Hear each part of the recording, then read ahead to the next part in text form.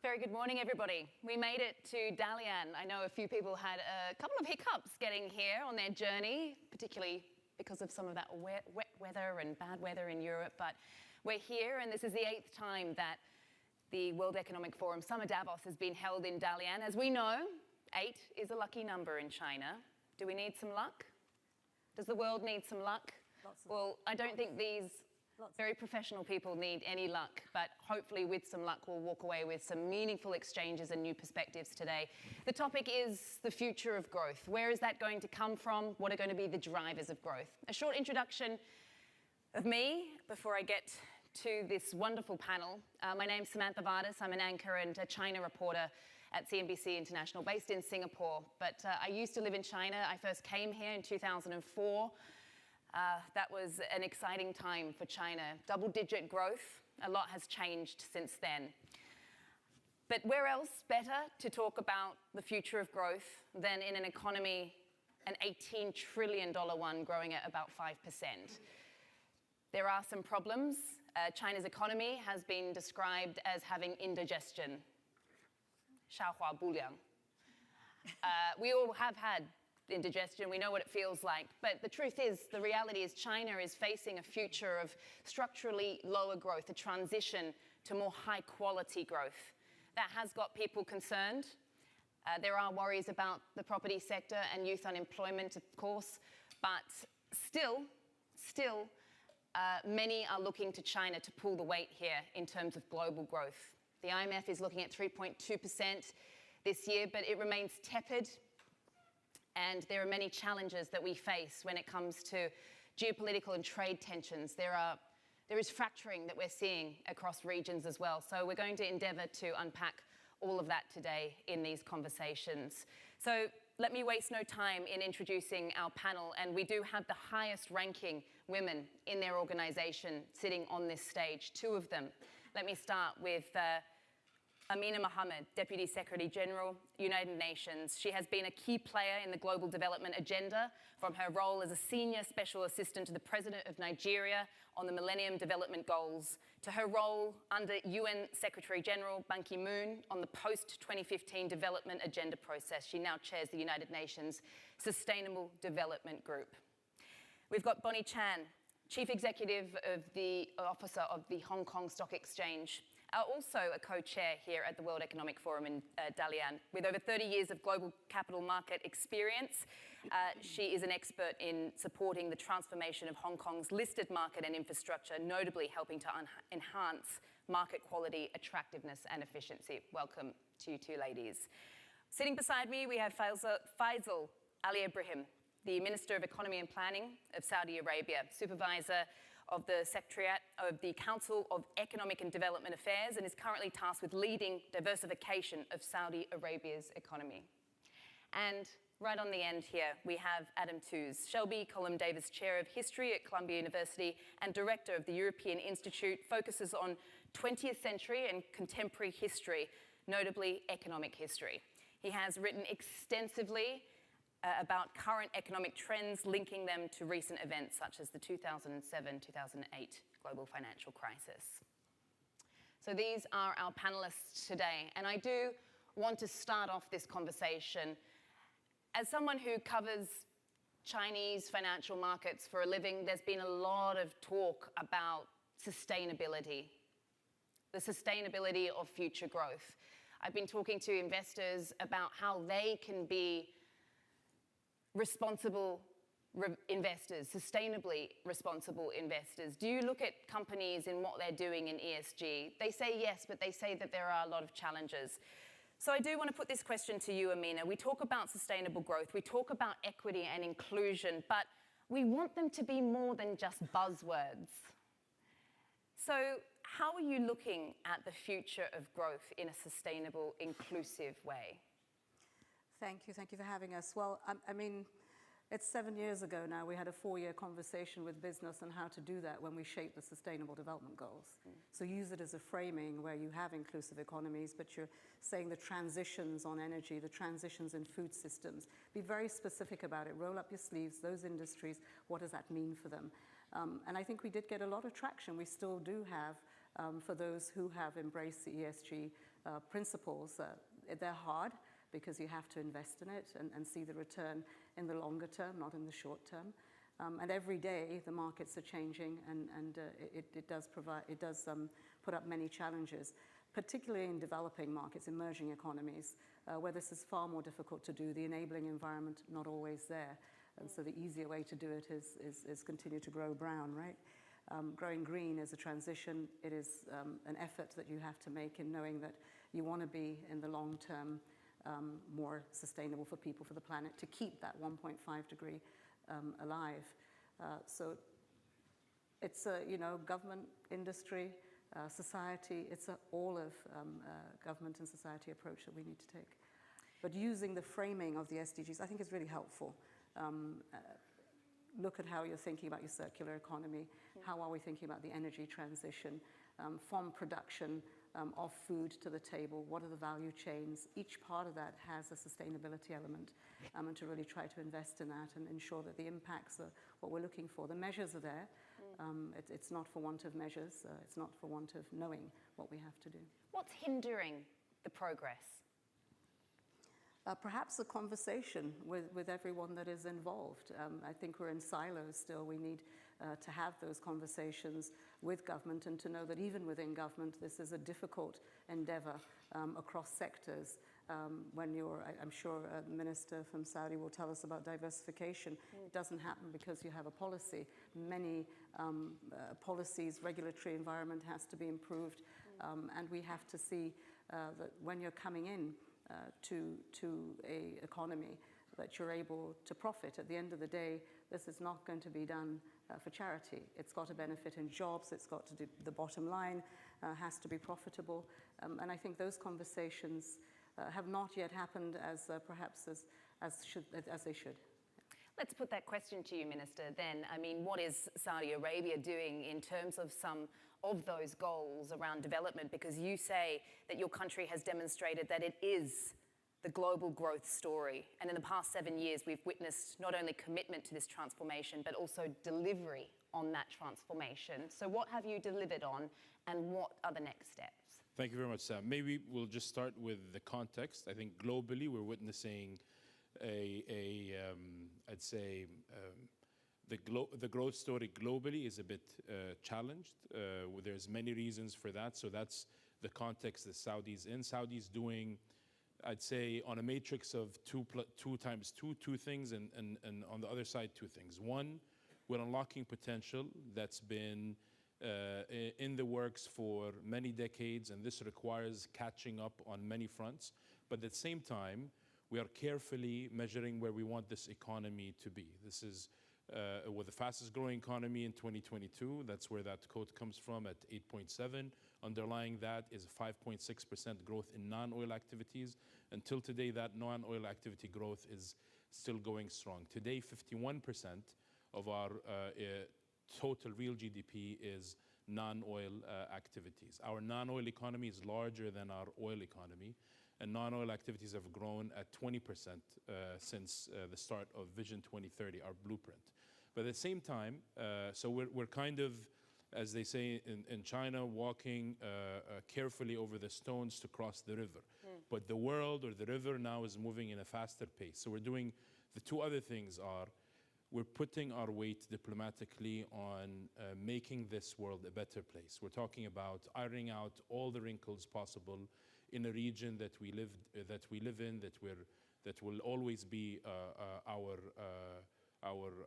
I'd say, neighbors, and we're addressing that. And up until October, a lot of these, even with the help from China, were ironed out. So we'll continue working firmly with our global partners to address the geopolitical tensions globally. We're talking about things in the region, but things also in Europe and elsewhere. Number two is we will continue to deliver on what we started out 7 years ago. We're at the halftime mark with Vision 2030.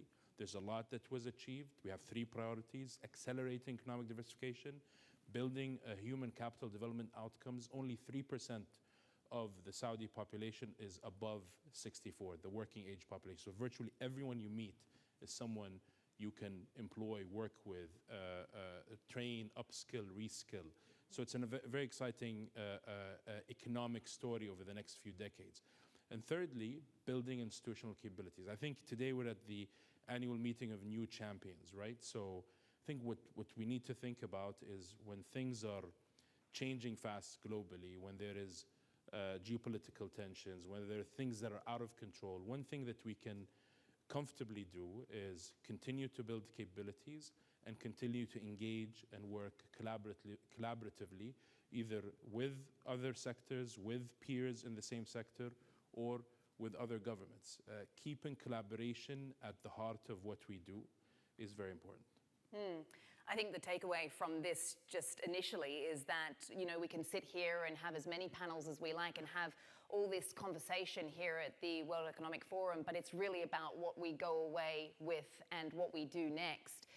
Adam, let's bring you into the conversation. How are you looking at some of the geopolitical tensions that Faisal was just mentioning? I mean, you've written extensively about this. What keeps you up at night? Well, I think one thing, if I may, just to put this story about tepid growth that many people have been alluding to in perspective, I mean, the extraordinary thing is that we're only in a situation with a boring story, right? Because a couple of years ago, many of us were worrying about a much more extreme outlook, which was a hard landing. We've been through the single most extensive interest rate hike ever. It's not as severe as the Volcker shock of '79, but it's more comprehensive. And in the weaker parts of the world economy, that has been felt very acutely. There is an acute emergency right now in development funding for low-income and developing countries. It was highlighted by the Singh and Summers report that came out of the G20 last time. But the rest of the world economy, and this is the bitter logic of the world economy, the small bits, the poor bits don't count much in global GDP. The amazing thing is the resilience of the bigger picture. The Saudi economy, the Indonesian, the Indian, the Chinese economy, the US economy growing like an emerging market. I mean, it's remarkable. The only people who really did suffer in the advanced economy world, that shock, was the Eurozone, which was immediately impacted by geopolitics. So the shock to geopolitics, which counted in macroeconomic terms, was within Europe, where we had this epic gas price spike. That rippled out into the weaker emerging and low-income countries, found it very difficult to get hold of gas. Broadly speaking, the other stories which are so much on our mind, the minister alluded to October 7th and the aftermath there. This is a tragedy for the region. It's a tragedy for the people involved. It derails many of the processes of normalization, but it's very unlikely, I think, to spiral into a global economic story. Even the Russian shock was, I think, a European neurosis in the first instance, and we know how it dominated the European agenda to the exclusion of other themes. The central issue for the global economy is the one that we all know, and this probably needs to be spoken out loud, and is the relationship between China and the West. That is the axis on which globalization has turned for 20 years. Maintaining that relationship in various ways, even if people want to talk about de-risking, diversifying, China plus, whatever those narratives are, and on the Chinese side, diversifying the range of actors with which they do business so effectively, including in the Gulf. That's, I think, the story of globalization going forward. It's not an abrupt rupture because the aggregates are too big and the dynamism's too powerful, but it is a story of gear shift and rebalancing and multipolarity, and the emergence of multiple different centers of the world that sustain that growth. Globalization is no longer a Western-centered story. It's something that engages regions all over the world, most dramatically this one here, the Indian Ocean economy and the Pacific. You mentioned some of those trade tensions. I mean, how are you looking at what is happening in terms of this rising idea of protectionism and divide and conquer, and, you know, potentially, even as the headlines have been suggesting over recent weeks, a potential tit-for-tat tariff war now maybe about to play out between China and Europe? Yeah, we're seeing it sector by sector. So there's as in many of these stories, there's a sort of divergence between the headline-grabbing sector stories, the chip wars, most evidently, surgical strikes on individual companies, largely from the Western side, on Chinese actors, of a totally new kind. Then entire sectoral strikes, so what the Europeans have done in sizing up the scale of subsidy to the key Chinese EV producers and targeting them one by one, or the 100% tariff on the American side.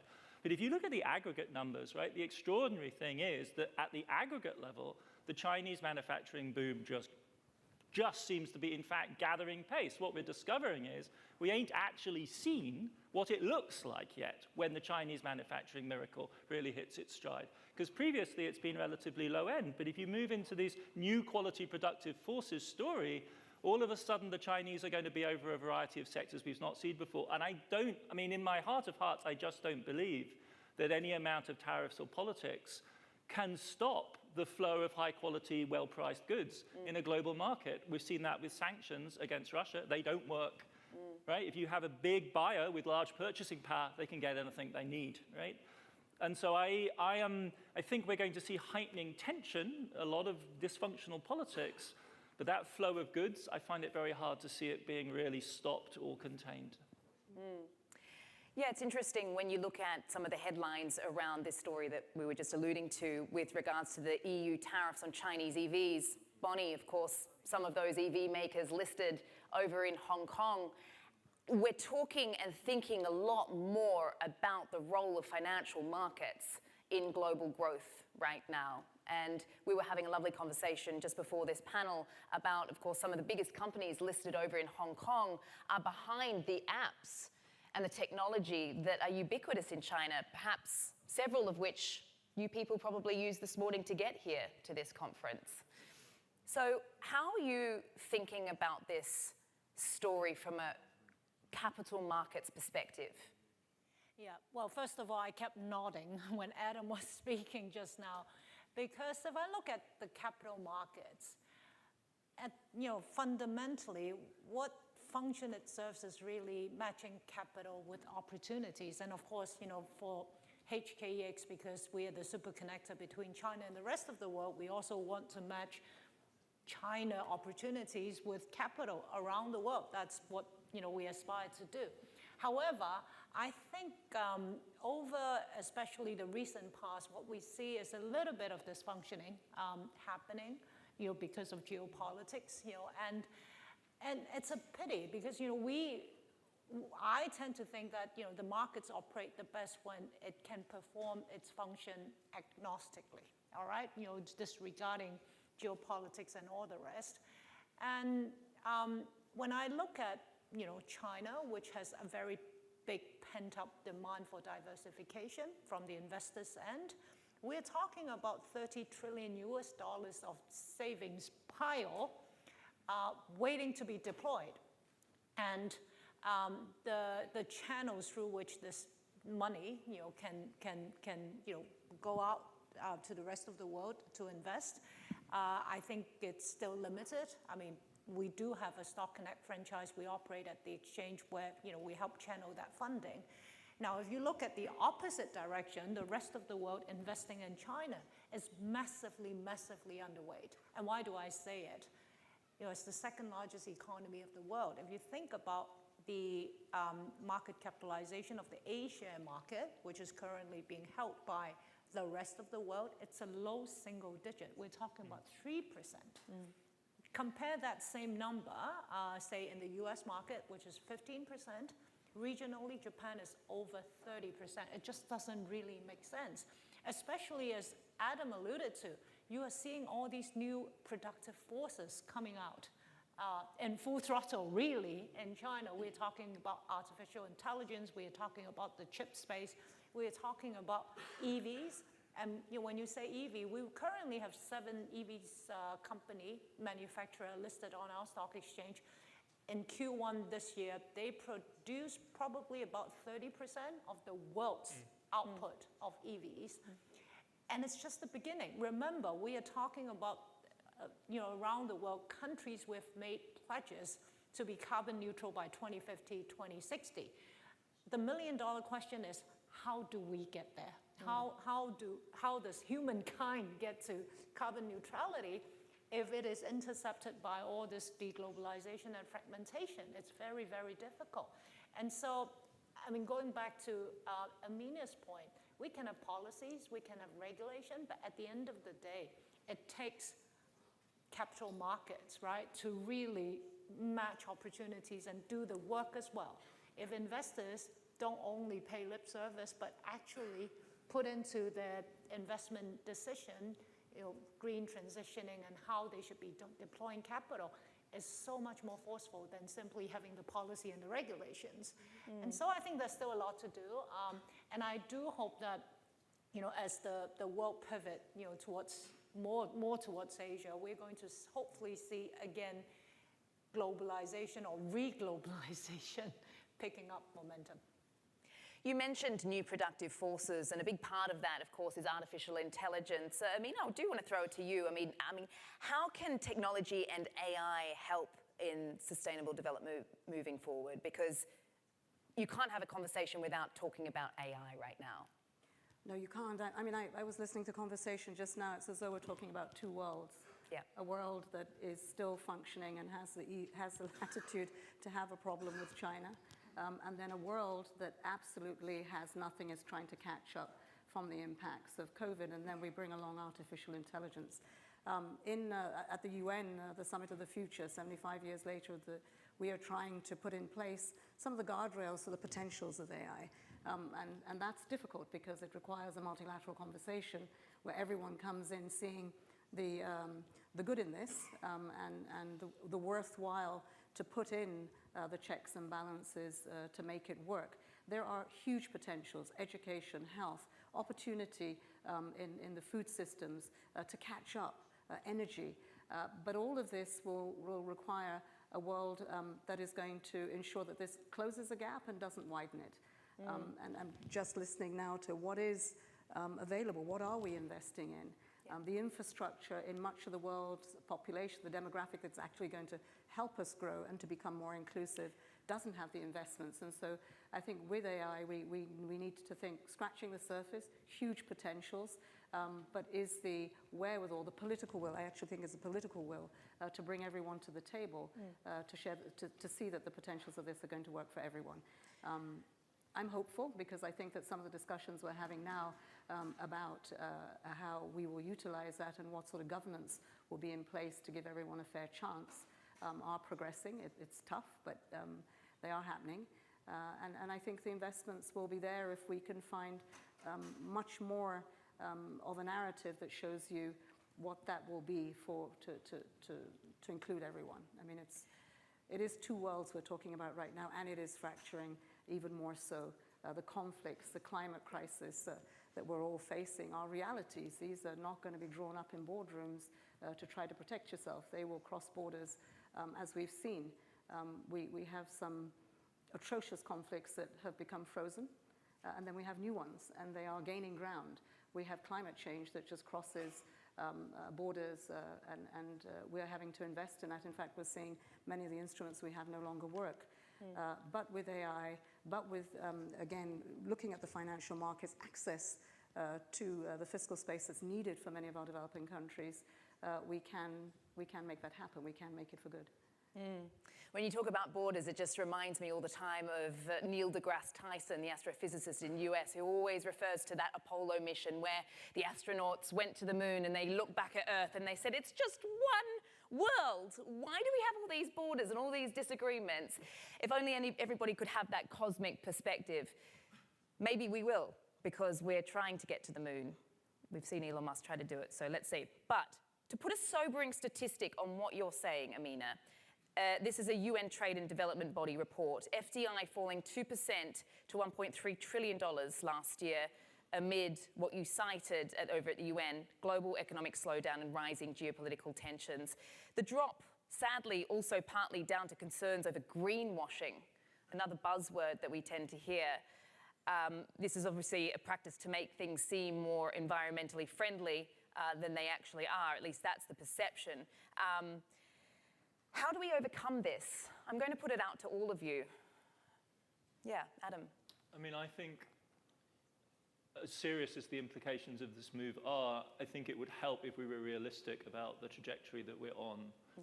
And 1.5 degrees was mentioned earlier, and we all know why 1.5 degrees is a totemic marker, because for many of the vulnerable small island states and the most vulnerable communities that will be most exposed to the climate shock. This is an existential number, but we are not even close, in no imaginable world, going to get to 1.5 degree stabilization. It requires a crash landing of emissions in notably China. Basically, you have to start switching off coal-fired power stations today, not build any new ones, and we know that's not the trajectory. And that's just one piece of the global puzzle. It would require the United States to terminate all new fossil fuel investment, which they continue to do on a large scale. It's not happening. We're on track for a 2-degree world. Best case, 2 to 2.5 more realistically. So that, I think, would orientate our strategy in a more realistic way. And I think that will, generally speaking, be helpful for the coordination of the crucial adaptation investments that are necessary, and to begin to think the very hard, in some cases tragic, conclusions of that outcome. Because we are going to be dealing with very large-scale population displacement. A very large swath of Central Africa will become uninhabitable. Large parts of the subcontinent of Southeast Asia will also become very stressed to live in. We need to be preparing systematically for that scenario. And to my mind, as grim as that is, it might also be the kind of agenda around which you can actually rally serious commitment. Because whilst you remain attached to what are in the end desirable, but I think wishful fantasies, the whole thing has a feeling of greenwashing. Whereas if we actually focus on the real scenario, the serious compromises that have to be made, and they are serious enough, to get us to 2 to 2.5 is still a historic transition. For China, it's a hairpin curve. It just needs to start with their next Paris commitments next year to take China down. That, I think, would help us move us into a more realistic space. And I think it would be honest, and we would be actually speaking then to the people. Communities should be able to register the consequences of that for their community and begin to claim the compensation and the investment that will be necessary to see them through this transition. Because otherwise it's going to hit us. It's going to hit us without adequate preparation. And that's completely irresponsible, since we all know actually that's the trajectory we're on. Minister, I'm keen to hear your thoughts from an emerging markets perspective. Sure, maybe 2 quick points. First, I'll go back to your view of the world. I think this low growth pattern that the global economy is witnessing is coming for many reasons. But one of them is there's a shift in the pillars of power. Just one example. Economically, China went, and you alluded to it in the beginning, Sam, went from producing at low cost and high quantities to being one of the most sophisticated scientific powers, research powers, and also a source for technology needs, even for non-China-based, non-Asia-based manufacturers, even in Europe. We talk about EVs. The response to this, coupled with the world of global geopolitical tensions, is policy. And these policies, while some of them could have been for the good reasons, have put some brakes on free trade, which is very, very important. I think Adam said goods will continue to be traded, but some are concerned that even the free flow of ideas and people, like we've seen in the past few weeks, could be challenged as well, especially ideas and innovation. Also investments, whether for the right thing, for the right reason, for the wrong reasons. Some decisions were made globally that really made people weary or lost trust in some of the investment decisions that they could have easily made in another time or another dimension. So that's important. One thing, Saudi's even been working with the global communities to make sure that some of these decisions don't affect global investments globally. So a global investment deployment globally. So I think the good news is these are policy actions, and that for us to solve some of these challenges, we can go back to these decisions. Markets are important. I think, like Bonnie said, this is the most efficient approach. Governments will still intervene, but if you isolate where they intervene, we're encouraging research, encouraging innovation, catching up with the global economy here and there. But the other interventions should be, and maybe even security. And also, if you keep in mind, security without dialogue looks much different than security with dialogue. So dialogue and communication, engagement is very important. But that's on the one side, meaning we need to revisit our policies. If we're solving for the globe, for the global economy, our decisions would be different. If we're solving for that pale blue dot, our decisions would be a little bit different. But going back to your question, I think it's important to have an inclusive approach to these solutions. I think just focusing on one set of solutions and having a very ambitious target is not realistic. And we're seeing reality hitting the headlines even, the newspaper headlines who are voicing towards these targets. For us to have a better chance at achieving these targets, we need to have an inclusive approach. We need to balance energy security with giving fair access to the global economy to these energy sources in a clean manner, and also development. We need to give energy security, climate action, and development. These three forces need to be balanced out. Saudi is playing a role in that example. We are one of the cleanest, if not the cleanest, conventional hydrocarbon energy producer. We're also one of the leading and to be leading renewable energy players, where we're talking about green hydrogen, we're talking about solar, wind, where it's the cheapest now in the kingdom, or other sources. We're doing it for two reasons. One, the kingdom is a global citizen. Two, we're at the front line of the risks. We're in the most heat-stressed, drought-stressed, one of the most heat-stressed, drought-stressed areas in the world. And we'll be the first affected. Our capital will be directed to not only addressing the challenges of this and leaving our economic development behind, but also supporting other challenges globally. So we don't want to be in that position. We want to be a position where we continue our diversification story, we play a big role. And in that regard, I think collaborating and focusing on innovation and solutions that are more inclusive can get the global community to solutions that can abate some of these challenges. So it starts with us, people. I do want to ask, and I'm going to throw this to the entire panel, what are we thinking in terms of how elections this year are shaping growth? Because I think as Time put it, it's not an election year, it's the election year. Globally, more voters than ever in history will head to the polls in at least 64 countries, about half the world's population. So do any of you have any thoughts in terms of how you're looking at this in shaping global growth and some of the decisions that are being made when we talk about, as you say, Faisal and Amina, inclusivity? I think the politics of the world today is probably one of the biggest challenges we have in terms of predictability. And we're all focusing on the next election, and yet the world has to go on. So back to what Faisal has said, you need the political will regardless of who comes into office. And I think the world is very good at adapting to different sorts of leaders. At one time, I think we all looked to Africa and thought, these are bad leaders. Now there's no monopoly on that, is there? And what we really need to do is to get with the political will to the point that 1.5 may not be within reach. I think we've said it's in emergency care. But it's very focused, the G20. Just go to the G20 where over 80% of the emissions are and the decisions have to be taken, where finances move, and try to get something agreed in that body. It's G21 today, but I'm wondering if the extra one of Africa, people understand that that's 54 countries that have a huge debt crisis for those in, and that's looming, but no solutions to it. So soft landing for some places, but pretty hard landing for many others. So when you talk about elections in Africa, against all odds, we've seen some take place that we did not think we would get the leaders that are needed to. So there will be some stability in some of those countries we thought that would not.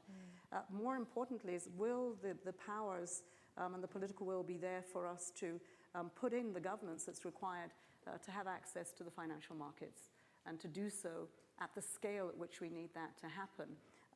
And will we be able to do much more investment in adaptation, move those resources? We have in the multilateral system so many instruments, so many negotiations have gone over the years, but no commitment to them. And so coming to discuss what else do we need, I'm not sure it's for want of tools, but it is the political will. So elections this year, many are looking to perhaps our host, but also in Europe. And we are seeing, I think, some pretty stark realities which make us question, what is it that people are voting for? Is it being left behind even in the most developed of our countries? And so I think we need to be listening to that and including more.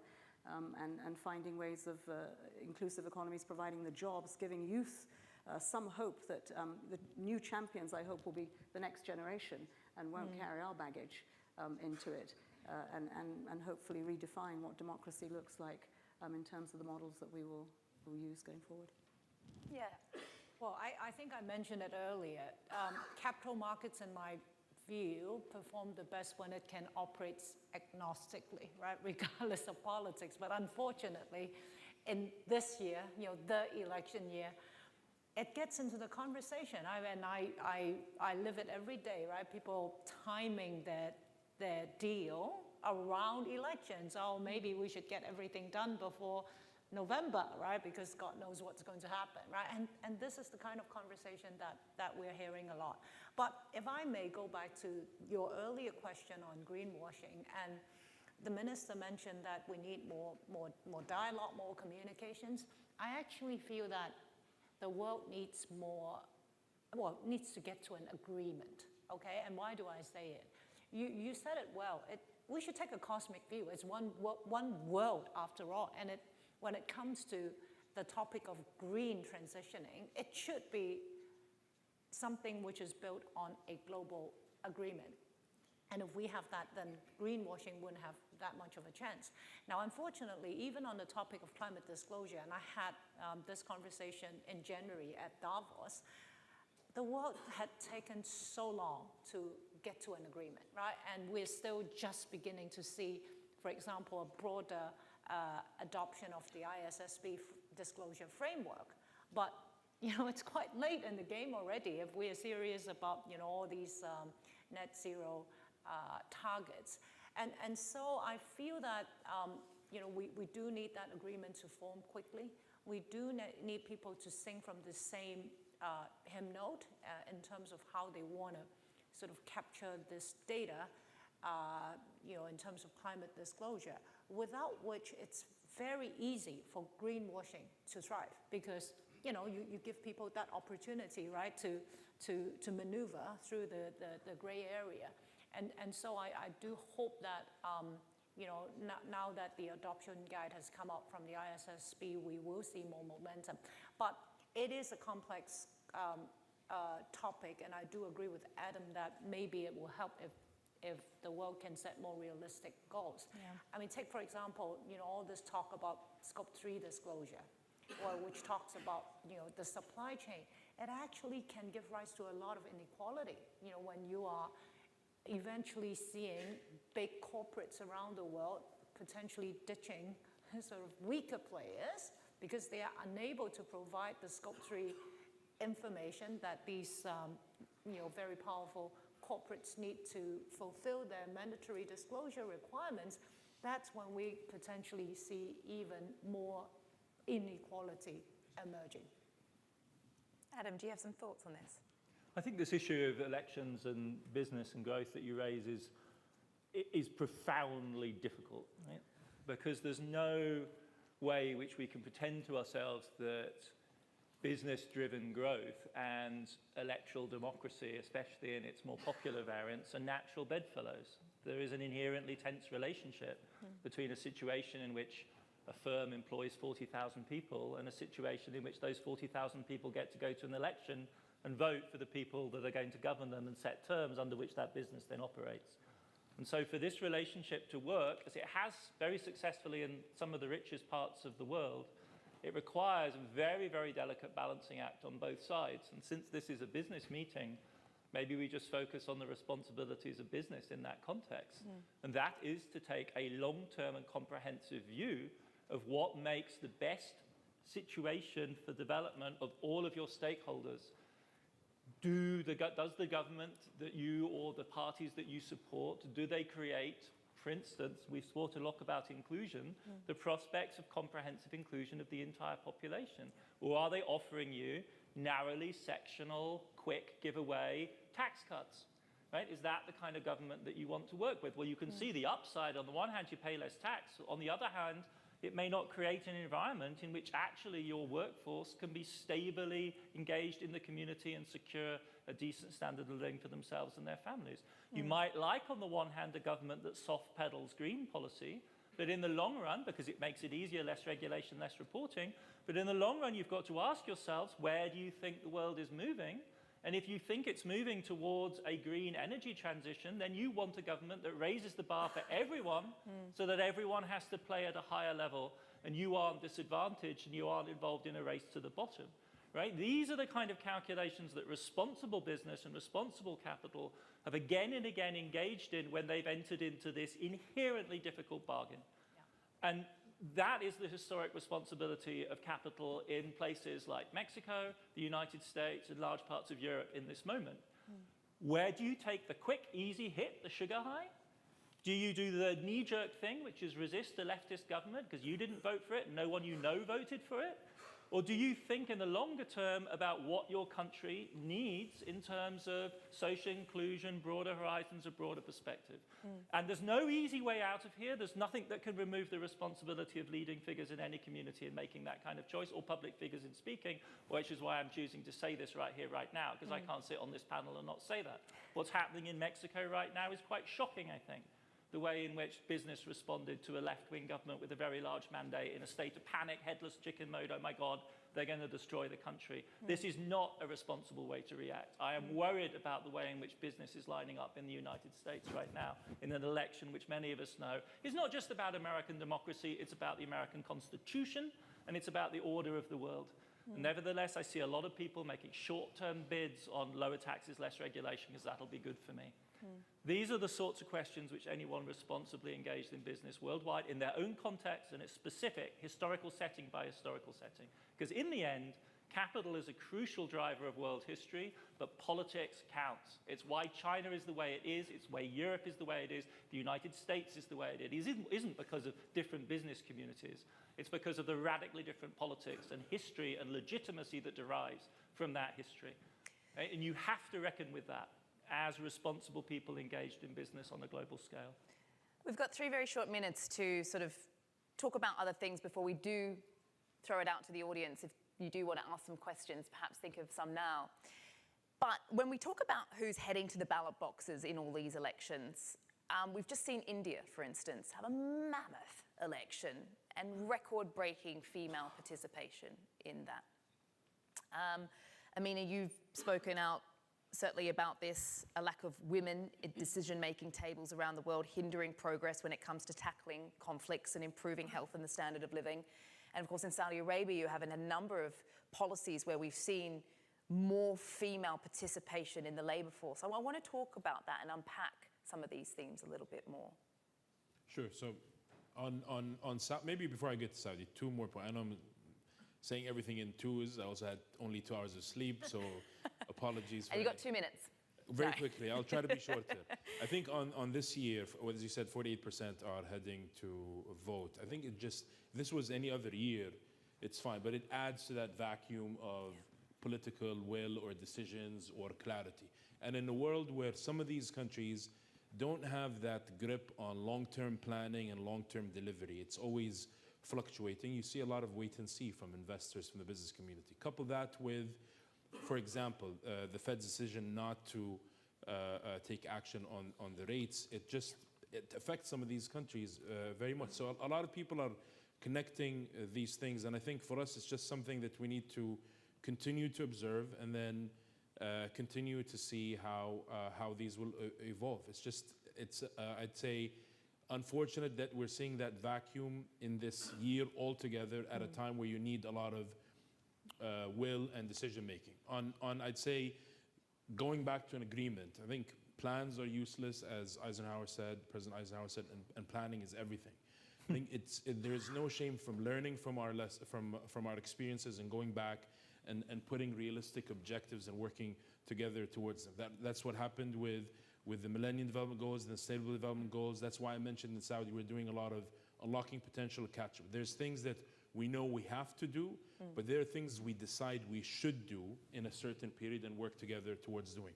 On the social policy side in the kingdom, female labor force participation has doubled. We've achieved our target of 30%. Now we're at 36%. It's a very important for our economic development story, for our social development story. We're working with all of our partners from around the world to share some of these lessons.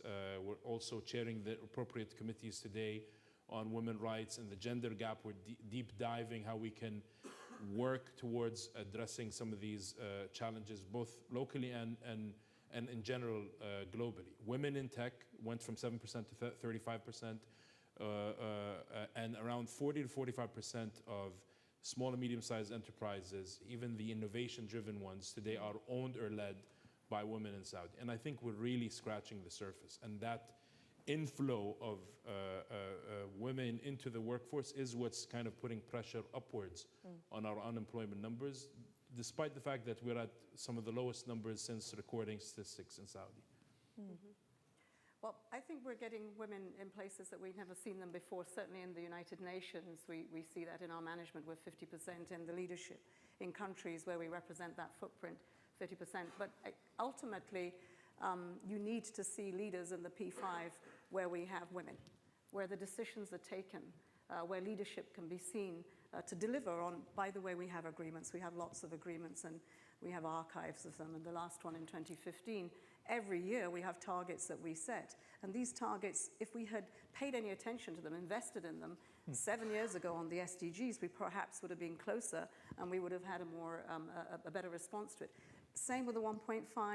I mean, the agreements are there, but we are not implementing them. And I think that if we had the opportunity of putting women in those decision-making roles beyond, I think it's a political one, but we're not voting them into office, right? Because when I look at a panel that says, let's bring the heads of state and government in, very rarely will you get a picture of any women in it.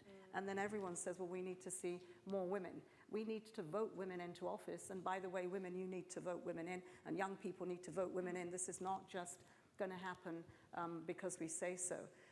So I hope that in some of these really difficult elections, we've seen a woman come in Iceland, in Mexico, that we will continue to see more do that and then move. But I will agree with Faisal. It has to come from the bottom up, where you get the pressure, and then eventually, you know, as I hope to see from in the UN, that we'll finally get a woman in charge, and let's see what multilateralism looks like then. Yeah.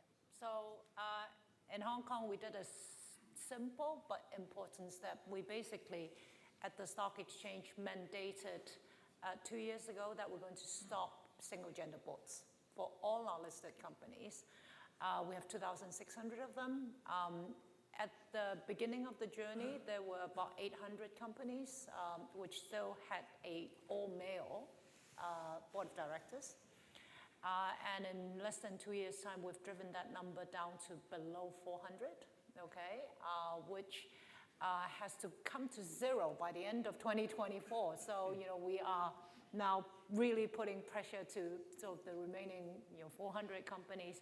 But the importance of that is, I think we're all in agreement already that diversity in the boardroom is important, you know, so that when you look at a problem, you have different views and you come up with a more fulsome solution to that problem. And therefore, you know, we're doing that little step, but nonetheless, I think it is creating a lot of very good momentum in Hong Kong. And I should say that in the financial services industry in Hong Kong, which is not a big place, we have a group of over 50 female CEOs, which is, I think, quite impressive, but more work to do there. That's a very positive statistic in female leadership. Thank you so much for that, Bonnie. Do we have any questions from the audience? Yes. You in the middle there, in the blue.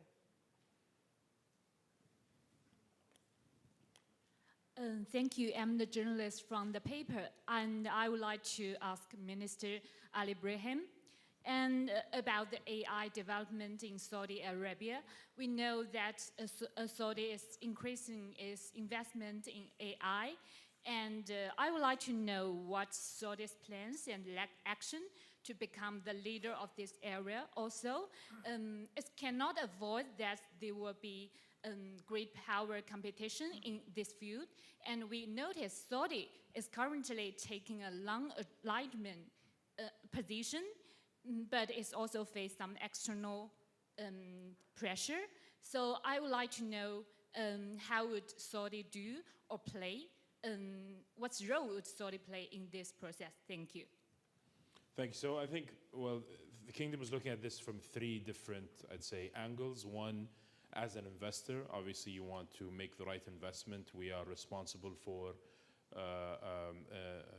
as a government and the Sovereign Wealth Fund, investing capital for future generations, but also for returns to support the economic diversification agenda.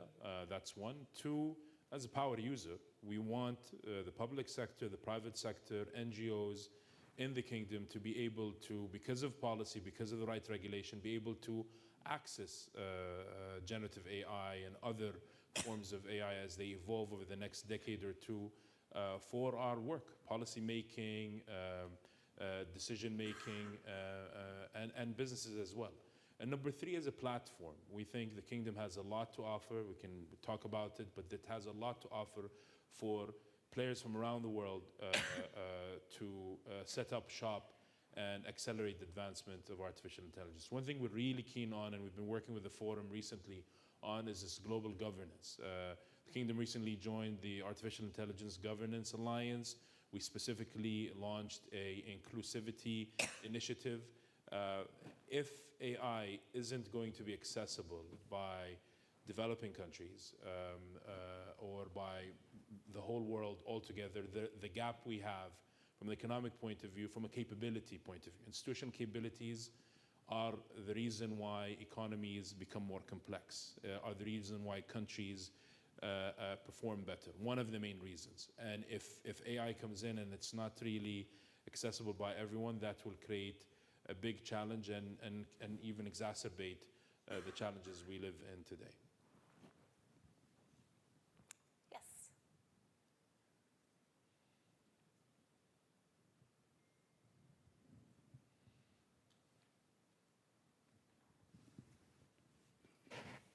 Thank you. I'm from China News Service. I have a question about the green energy transition. We know that a lot of countries are looking for business opportunities in this green field, but we also see that there's some trade protectionism is rising around the world. So I would like to ask our guest, what do you think that, what will this impact the world economy growth in the future? Thank you. Go first, Adam. If I may, I mean, I think the frustration with the protectionist moment is easily justified, right? I mean, it's an extraordinary situation we're in which China's very intensive green industrial policy pursued over more than a decade now has produced the cheapest sources of power the world has ever seen, and has actually cracked affordable EVs. And the reaction of the West is what? It shuts its markets to those products. The best justification that can be offered for this, and I think it's important to understand it, because it's a genuine dilemma, and I know policymakers both in the US and Europe are agonized about the choice they're making, but the justification they offer is to do with politics, which is that if the green energy transition essentially becomes identified with China Shock 2.0, in other words, with a quote-unquote invasion of cheap Chinese goods, it's poison in the democratic system for the momentum of the green energy transition. There has to be a degree of localization.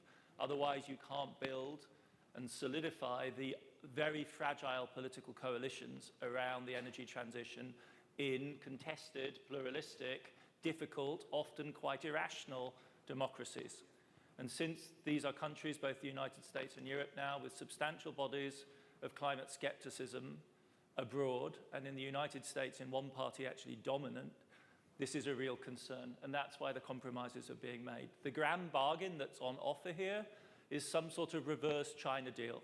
So do the JVs, this time in Europe and the United States, and allow them to steal your technology rather than the other way around, and everyone will be happy. That, I think, is the way that this logic works out. I've, in fact, heard senior German decision makers say exactly that in exactly those words, right? If we invert this, if we do it the other way around, maybe there's a deal to be done. Yes. And I think that is the way to go, and that bargain is the one to drive for, is, okay, what do we need to do to get over this? If this is your local political bargain, how do we get to terms which work for both sides? Yeah. I absolutely agree with that, and I'm seeing it playing out. So EVs, for example, Adam mentioned, it's very affordable what China has managed to produce, and the technology is good. So all this debate about overcapacity or not, I think, can continue as a debate. But the business reaction to solving that is, let's pursue the China plus one strategy, right? Let's go to those countries in Europe, in Southeast Asia, in the Americas, and build a factory there. Create jobs in the local economy, contribute to local GDP, and do a little bit of technology transfer. Yeah. Maybe that's going to crack that difficult nut. But yeah, absolutely, that's what we're seeing in the front line. Yeah, it's very interesting how the EU is taking a very different approach, much more nuanced than, say, what we're seeing in the US. Perhaps that opens the door for more negotiations to see what is more mutually acceptable. Another question, yes, here at the front.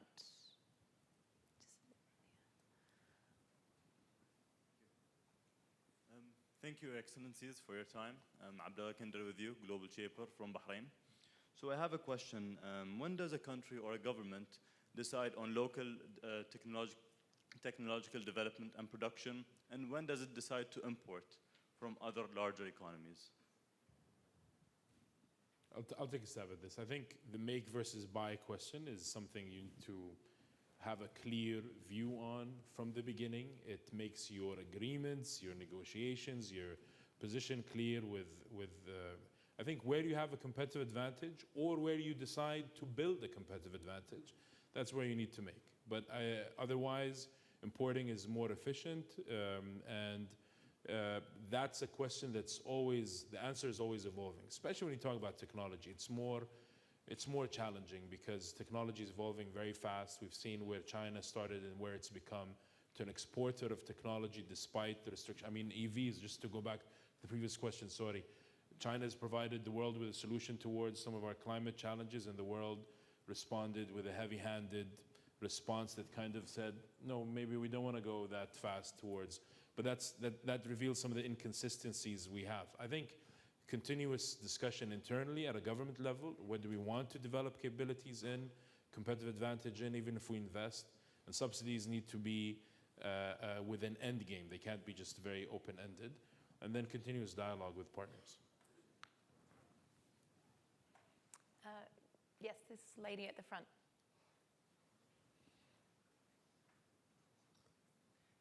Yes, thank you, Your Excellencies, from Imperial College London. My question is, for the Summit of the Future, what are the opportunities does the Summit offer to address the gap in political will in terms of not being another set of negotiations that lack commitment, particularly for climate change, but also for the political will to protect the health and security of the younger generation? Well, okay, no pressure, United Nations. I mean, we're going through the last stages of a negotiation. We will have an outcome, and it will probably be more ambitious than we thought.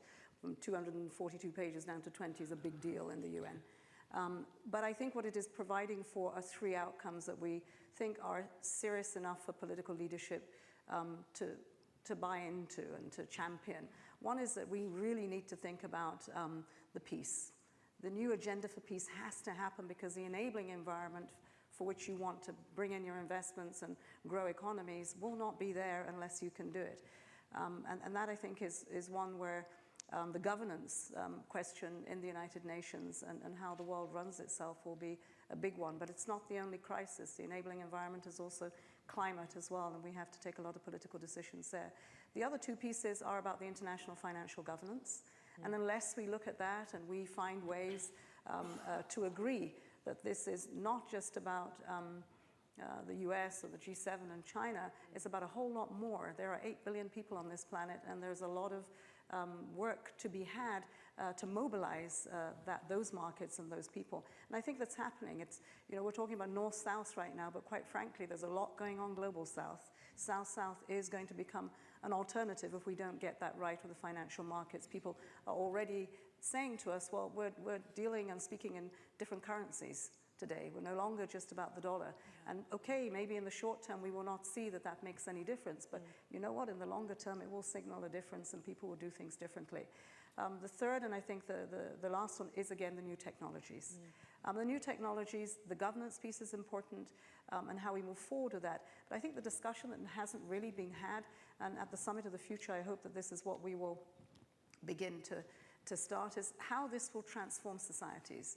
This is not just about tools that will improve the way we manage health or education, industry. It will be about the way in which it transforms societies. And here, this intergenerational conversation with young people, the new champions of the world that will change, including our democracies. Everything will change. We had a conversation not too long ago with a Bayesian gentleman that invented the first search engine, Archie. And I asked him, hey, tell me, so what do you think about this? And he said, well, it's really exciting, it's scary, and we're not ready.